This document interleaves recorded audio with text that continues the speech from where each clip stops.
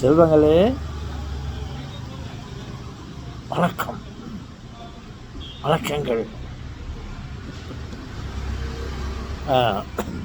தாத்தா,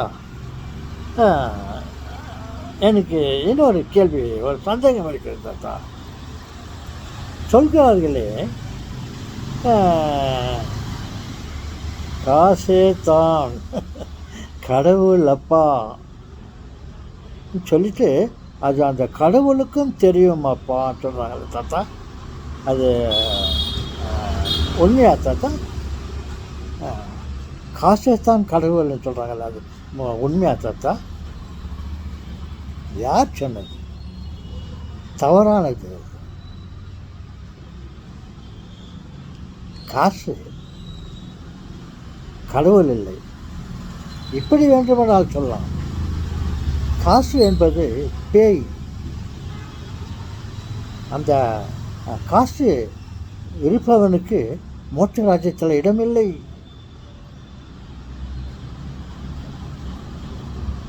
அந்த காசு பேய்களுக்கு சொந்தமான ஒன்று. யார் காசு பணம் அதிகம் வைத்து கொண்டிருக்கிறார்களோ அவர்கள் பேய்க்கு மிகவும் நெருக்கமானவர்கள், பேய்க்கு சொந்தமானவர்கள், சொந்தக்காரர்கள். காசு வச்சிருக்கவங்களுக்கும் அவர்களுக்கு நரகத்தில் இடம் இருக்கிறது. அதே பணத்தை வைத்து கொண்டு இருப்பவர்கள் மோட்சத்தில் அவர்களுக்கு இடம் கிடையாது. அவர்தான் சொன்னாரே, ஊசி முனையில், ஊசின் காதிலே ஒரு பெரிய மிருகம் நுழைந்தாலும் நுழைந்து விடலாம், ஆனால் மோட்ச ராஜ்யத்திற்குள் அவனால் நுழைய முடியாது அப்படின்னு சொல்லியிருக்கிறார்களே. காசைத்தான் கடவுள் என்றால் அந்த மோட்ச ராஜ்யத்தில் கடவுள் இருக்கிறார். இந்த பணம் வைத்திருப்பவர்கள் மோட்ச ராஜ்யத்துக்கு போகலாம் இல்லையா? இல்லை, கதவுகள் அடைக்கப்பட்டிருக்கும். ஏழைகளுக்கு தான் மோட்சம், பணக்காரர்களுக்கு நரகம். காசே தான் பேயிடா, பேயுடா, பிசாசுடான்னு சொன்னாக்கா அது உண்மை. காசே தான் கடவுளப்பா, அந்த கடவுளுக்கும் அது தெரியுமாப்பான்னு சொல்கிறார்களே. அந்த கடவுளை பார்த்து கேட்டால் அவர் சொல்லவா காசுக்கும் எனக்கும் வெகு தூரம் என்று. அதே பேயிடம் கேளுங்கள், காசை பற்றி கேளுங்கள். காசு எனக்கு ஒரே இது, அது எனக்கும் தெரியும் அப்படின்ட்டு அது பேய் சொல்லும். அப்படி இருக்கும்போது காசே தான் கடவுள் அப்பா, அந்த கடவுளுக்கும் அது தெரியும் அப்பா என்று சொன்னது தவறானது. ஆமாம் தாத்தா, சொல்லுங்களே. யார் ஒருவரிடம் அந்த பணம் இருக்கிறதோ அவனுக்கு கடவுளத்தில் இடமில்லை. அந்த பணத்தை எல்லாம் அவனை தூக்கி எறிந்து விட்டால், ஏழைகளுக்கு கொடுத்து விட்டால், மற்றவர்களுக்கு கொடுத்து விட்டால், எப்போது இவன் ஏழையாக ஆகிறானோ அப்போது தான் அவனுக்கு மோட்சராஜ்யத்தில் இடம் இருக்கு. அப்படி என்றால் காசுக்கும் கடவுளுக்கும் வெகு தூரம்.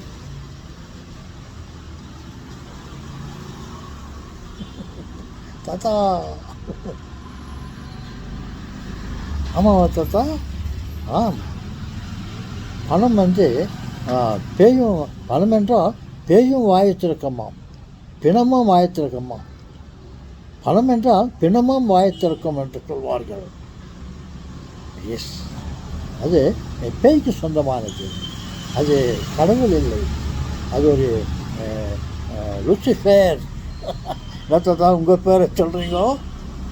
லூசிஃபர், லூயிஸ் இல்லை, லூசிஃபர்னாக்கா அது ஒரு கடவுளுக்கு, கடவுளால் படைக்கப்பட்ட ஒரு தேவ தூதன். அந்த தேவ தூதன் கடவுளுக்கு இடம் அவன் ஒத்து வாழவில்லை, கடவுளுக்கு விரோதமாகவே நடந்து கொண்டிருந்தான் அந்த தேவ தூதன். அதனால் கடவுள் அவனை பார்த்து நீ என்னை விட்டு அகன்று விடு, உனக்கு பேய் என்று பெயரிடுகிறேன் அப்படி என்று கடவுளால் விரட்டப்பட்ட அவன் தான் லூசிஃபர். லூயிஸ் சொல்லாதீங்க, லூயிஸ் கடவுளுக்கு நான் சொந்தமானவன். நான் ஏழை. கழுத்தில் பாருங்க தங்க செங்கல் இல்லை, ஒரு கருப்பு கயிறு இருக்கிறது, அதில் சிலுவை இருக்கிறது. நான் ஏழை, நான் இறைவனுக்கு சொந்தமானவன். என் கழுத்தில் தங்க சங்கல் இருந்தால் கடவுளிடம் எனக்கு இடமில்லை. உங்கள் கழுத்திலே தங்கச் சங்கல் இருக்கிறதா? அது ஏழைகளுக்கு, இல்லாதவர்களுக்கு கொடுத்து விடுங்கள். எப்போது நீங்கள் ஏழையாக இருக்கிறீர்களோ உங்களுக்கு மோட்ச ராஜ்யத்தில் முதலிடம் இருக்கும், கதவுகள் திறந்துப்பட்டிருக்கும். நீ எப்பொழுது பணக்காரனாக இருக்கிறையோ அப்போ மோட்ச ராஜ்யத்தின் கதவுகள் மூடப்பட்டு இருக்கும். நாம் சொல்கிறாங்களே,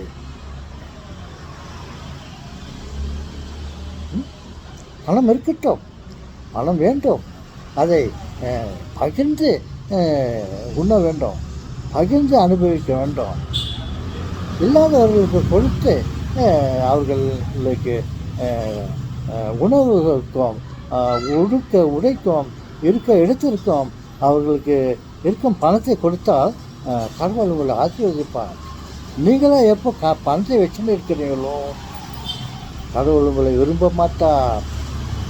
கடவுளுக்கும் பணத்திற்கும் வெகு தூரம்.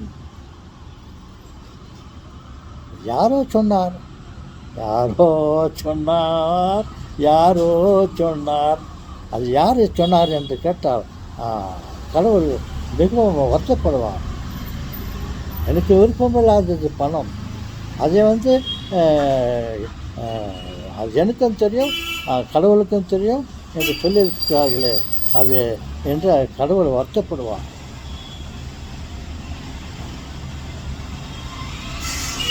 ஆனென்றால் பேய்,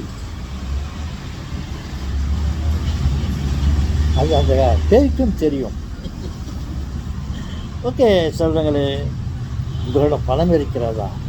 கழுத்தில் தங்கச்சி சங்கல் இருக்கிறதா? ஏழைகளுக்கு கொடுங்கள், தர்மம் செய்யுங்கள். தர்மம் தலை காக்கும். தர்மம் மோட்ச ராஜ்யத்தில் நமக்கு இடம் தேடித்தரும். நீங்கள் உலகத்தில் பணத்தை வைத்து கொண்டிருந்தால் நீங்கள் சாகும்போது அந்த பணத்தை நீங்கள் எடுத்துக்கொண்டு போக மாட்டீர்கள். அப்போது பணத்தை சேர்த்து வைத்திருந்து என்ன பயன்?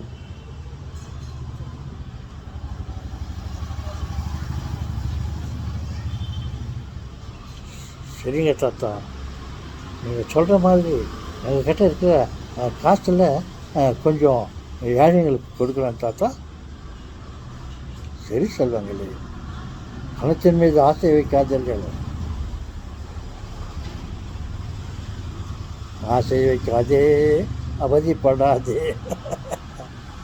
பாருங்கள், பணக்காரனாக இருந்தால் பயம். கதவை பூட்டிக்கொண்டு உள்ளேயே பயந்து இருப்பான்.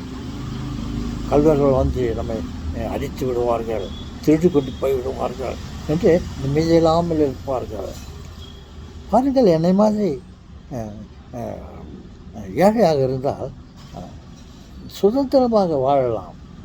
எங்கே வேண்டாலும் அந்த தெருக்களில் 4 பேர் மதியத்தில் சந்தோஷமாக போகலாம், உரையாடலாம், உறவு கொண்டு இருக்கலாம். ஆனால் ஒரு பணக்காரன் அந்த ஒரு பொது இடத்துல அவன் தனியாக போக மாட்டான். அவனுக்கு பயம்.